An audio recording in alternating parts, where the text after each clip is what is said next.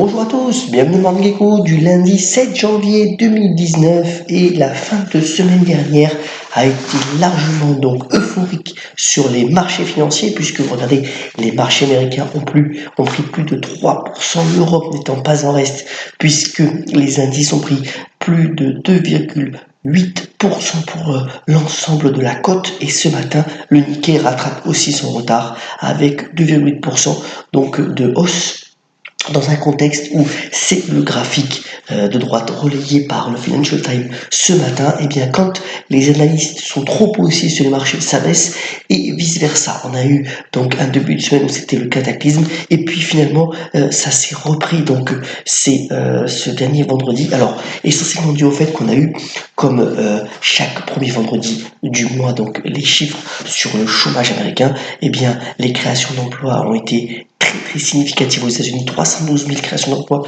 dans le secteur privé. Vous voyez que depuis plusieurs années, eh bien, les créations nettes d'emplois sont à plus de 2 millions aux États-Unis. C'est assez remarquable pour le souligner. Et un chômage qui est légèrement remonté donc à 3,9% de la population active, mais c'est dû au fait qu'il y a plus de demandeurs d'emploi aux États-Unis. L'autre fait qui donc a marqué donc les esprits dans cette tendance haussière de vendredi est le fait que Jérôme Powell, donc le fameux patron de la Fed, eh bien finalement a donné des propos rassurants. Donc voilà, on va dire que Ine Shallow qui a remporté le Golden Globe à l'instant, donc lors de cette cérémonie, cette chanson donc de Lady Gaga qui dit en profondeur, eh bien les marchés sont ressortis un peu de leur profondeur vendredi. On verra la suite, mais ça a été aussi relayé par le fait que l'or noir, donc le pétrole, réalise un début d'année plutôt assez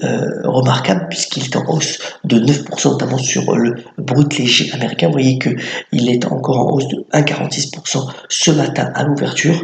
C'est dû au fait que finalement peut-être que le ressort a été trop tiré vers le bas et qu'il y a un petit peu des ajustements, même si la tendance bien entendu à la surabondance d'or noir dans ce contexte de ralentissement économique n'est pas terminée.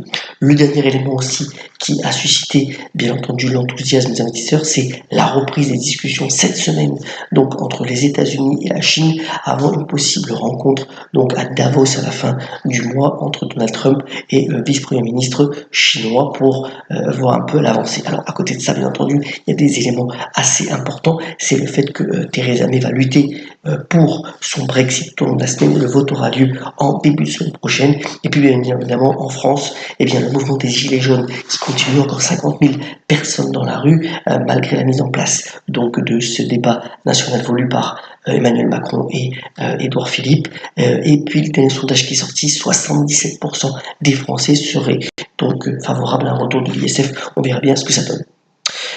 Juste un point pour les amateurs d'analyse technique, eh bien malgré cette reprise donc du marché américain, on est face à des résistances assez fortes, donc les niveaux de 1530-1600 relayés ici par Bloomberg. Donc on verra, c'est assez intéressant de voir les prochaines séances. Donc la force du marché va-t-elle continuer ou non? Alors qu'on va rentrer aussi d'ici la semaine prochaine dans les résultats donc du dernier trimestre 2018 et les perspectives de résultats de société. Donc encore beaucoup de données à venir et nous serons bien entendu avec vous pour vous accompagner. Au niveau des brèves, alors le plus intéressant bien entendu c'est à partir de demain ce fameux CES donc de Las Vegas, la grande messe technologique. Alors il faut savoir qu'il y aurait donc 180 000 visiteurs attendus, 4500 entreprises du côté français, 420 entreprises, donc pratiquement 10% des entreprises seront donc représentées. Alors c'est ce qu'on a donc Gary Shapiro qui est le patron du CES parle de ninja, c'est-à-dire de nouvelles entreprises un peu disruptives qui vont montrer donc leur savoir-faire à l'occasion de ce méga salon. Et bien entendu donc on en parlera tout au long de la semaine. Il faut savoir que l'enceinte connectée prend de plus en plus on va dire de possibilités de croissance avec notamment Alexa, donc la borne d'Amazon qui a pour but véritablement de s'installer dans énormément donc d'appareils, puisque par exemple dans la nouvelle box free, eh bien il y a le relais Alexa. Et voilà, ça va être l'enceinte connectée, un des enjeux donc de ce CES de Las Vegas qui dure pendant les 4 prochains jours. Autre point aussi, et c'est assez remarquable, c'est donc le Japon qui est véritablement à l'offensive au niveau des fusions et acquisitions. Pourquoi? D'abord parce que le Japon, les entreprises japonaises ont énormément de cash, près de donc 1000 milliards de dollars à dépenser. Alors ils ont commencé, vous savez que la grosse acquisition en cours de Takeda sur le laboratoire pharmaceutique Shire. L'année dernière, les entreprises japonaises ont lancé près de 200 milliards de dollars donc d'opérations plus acquisitions, mais véritablement les entreprises japonaises qui sont à la recherche de croissance donc externe vont continuer ce mouvement et les entreprises européennes peuvent être largement donc des cibles. Donc c'est un mouvement à regarder de près. Autre point, et pour finir ce Morning Echo, bien entendu, bien c'est les Golden Globes qui ont été donnés. Alors la grande victoire a été pour Bohemian Rhapsody puisque Rami Malek a pris donc le prix d'interprétation.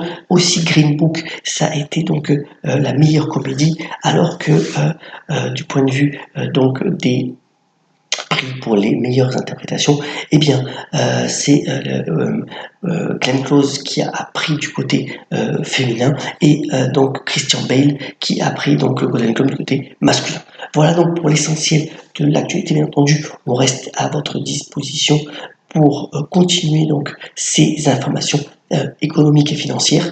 Et on termine ce morning comme d'habitude par la citation du jour bien de Max Gallo qui a notamment dit « Il n'est jamais trop tôt, il est toujours trop tard à méditer. Excellente semaine et à demain sur le Morning Echo ».